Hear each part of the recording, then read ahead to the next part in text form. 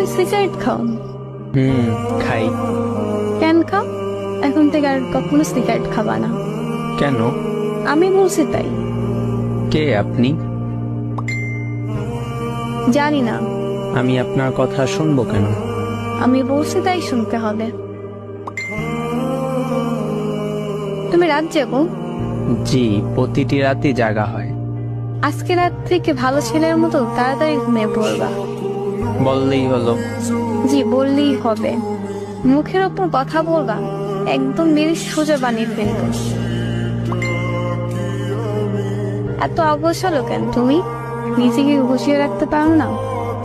গুছিয়ে নিলে কেউ আবার এলোমেলো করে দিবে, তাই অগোছালো জীবনটাই ভাল লাগে।